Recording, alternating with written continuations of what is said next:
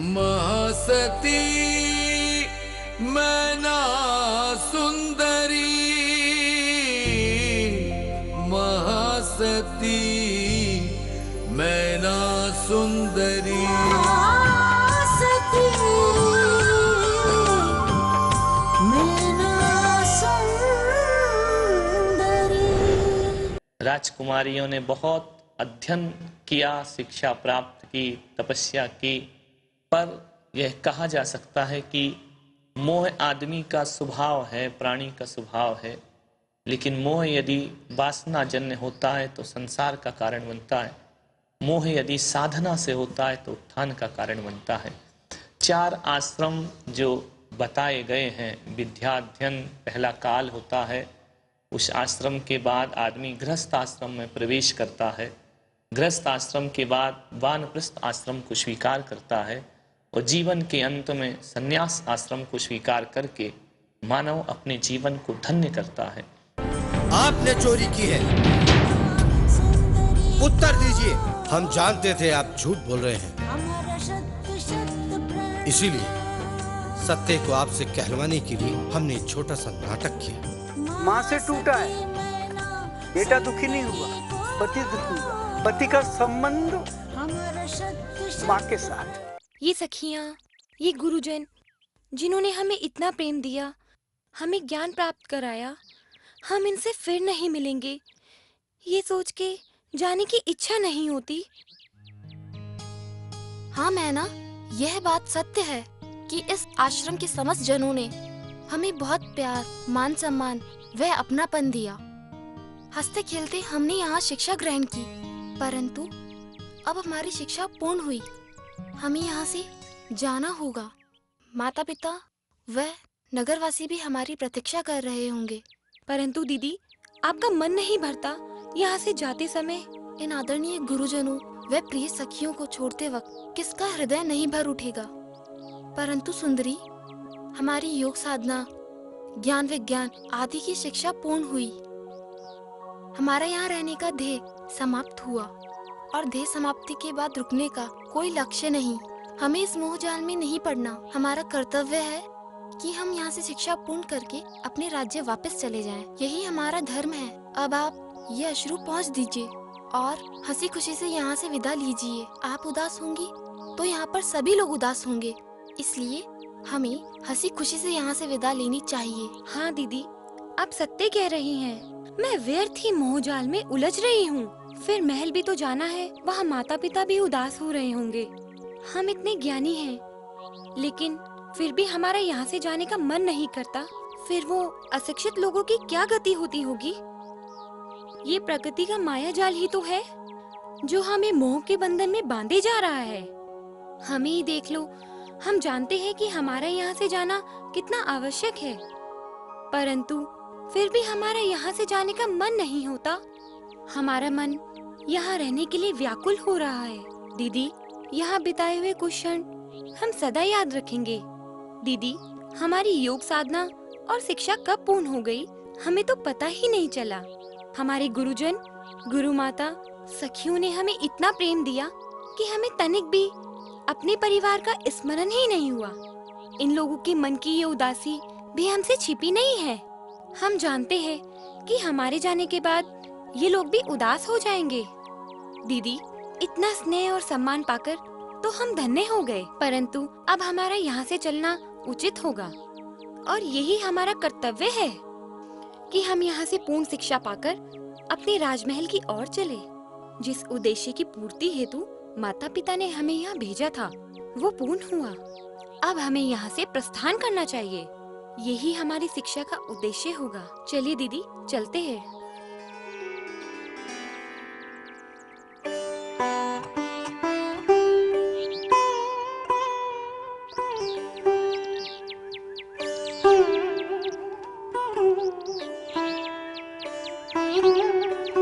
आपने हमें याद किया गुरुवर? हाँ वत्स। आप आदेश दिए गुरुवर।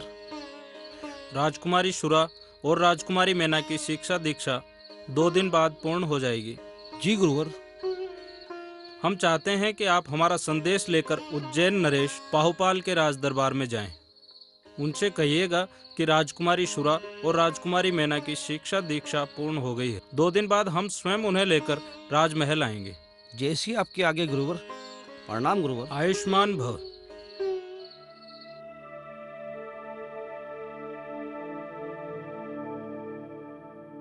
प्रणाम राजन।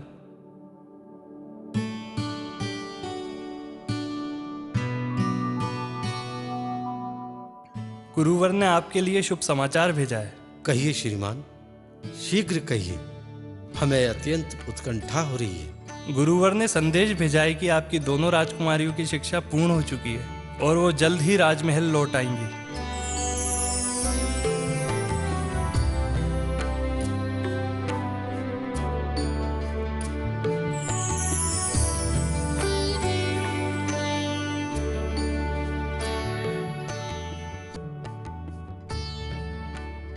हम कब से इस करण प्रिय समाचार की प्रतीक्षा कर रहे थे। हमारे ये नेत्र राजकुमारियों के दर्शन के लिए कब से व्याकुल थे। श्रीमान, आप अवश्य पुरस्कार के भागीदार हैं। ये लीजिए आपका पुरस्कार। क्षमा करें राजन, मैं ये उपहार ग्रहण नहीं कर सकता। हमारे गुरुदेव ने हमें अपरिग्रह का पाठ पढ़ाया है। ये मुक्त आहार हमारे किसी उपयोग हेतु नहीं है। हमारे आश्रम में इसकी कोई आवश्यकता नहीं है। श्रीमान, जैसी आपकी इच्छा, हम इसके लिए आपको विवश नहीं कर सकते। राजपुरोहित जी, आप अतिथि गृह में इनके विश्राम आदि की व्यवस्था कीजिए। जो आज्ञा राजन।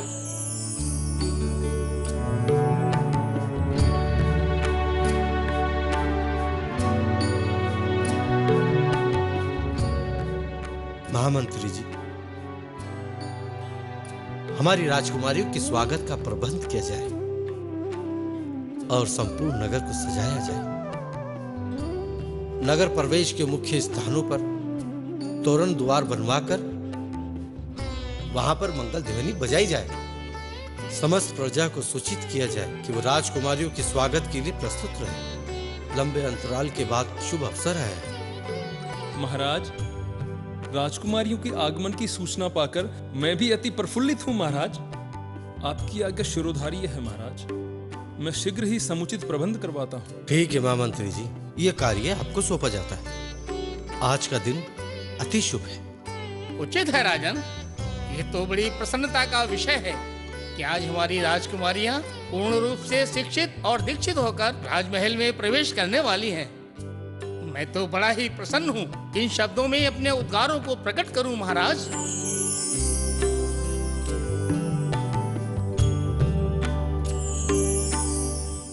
राजपुरोहित जी। जी महाराज। अतिथि गृह में इनके विश्राम का प्रबंध किया जाए। जो आज्ञा राजन।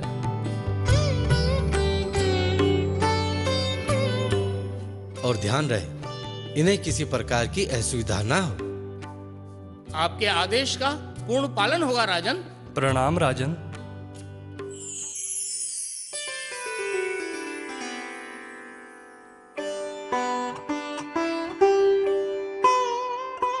हम तो अभी से उनके आने की खुशी में मग्न होने लगे हैं। आप सत्य कहती है रानी। जब से आश्रम से उनके आने का संदेश आया है, हम भी बहुत प्रसन्न हैं। एक एक पल बस उनके आने का इंतजार है।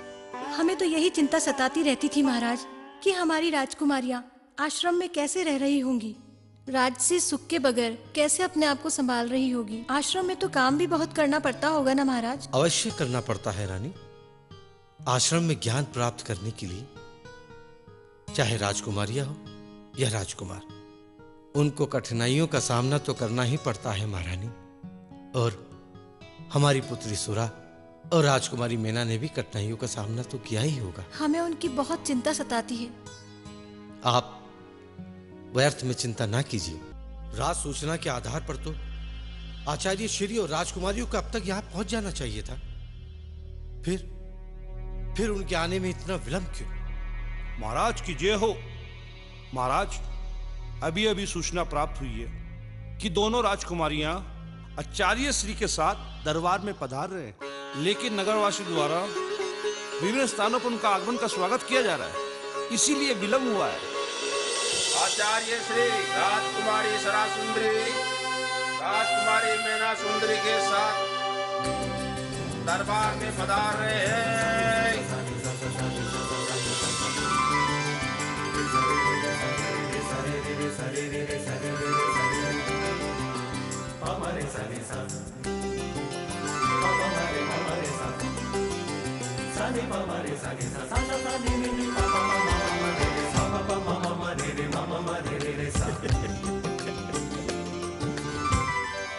प्रणाम राजन।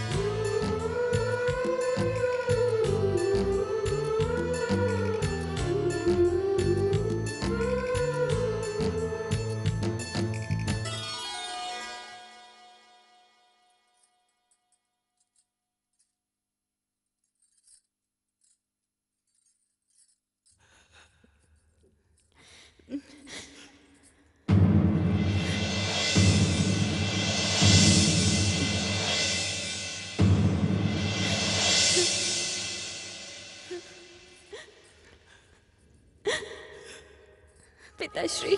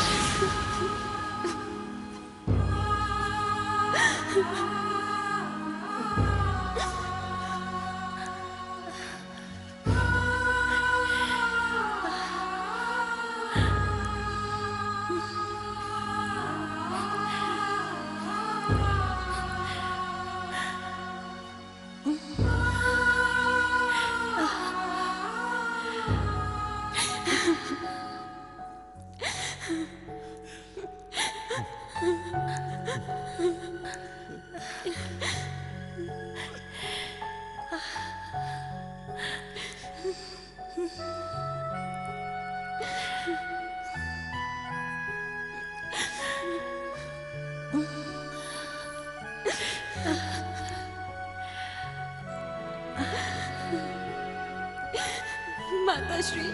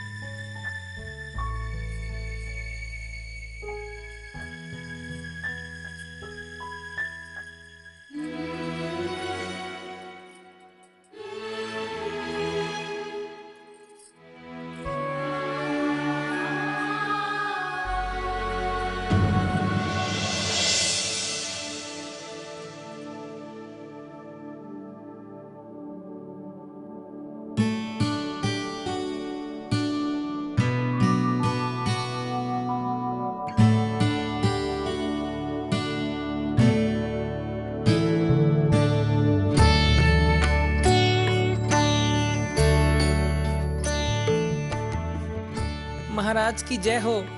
किस राज्य से आए हो सज्जन पुरुष? मैं पश्चिम दिशा से आया हूँ। मेरा ऊंट चोरी हो गया है। हे यात्री, आपकी समस्या क्या है? आपका ऊंट किस दिशा में खोया है और आप स्वयं किस दिशा से आए हैं? महाराज, मैं पश्चिम दिशा से आया हूँ। मेरा ऊंट चोरी हो गया है और इस लकड़हारे ने चुराया है। अच्छा, तो आपको ये पता है कि ऊंट किसने छुपाया है? हाँ महाराज, मैं इसे साथ लेकर आया हूँ ताकि न्याय हो सके।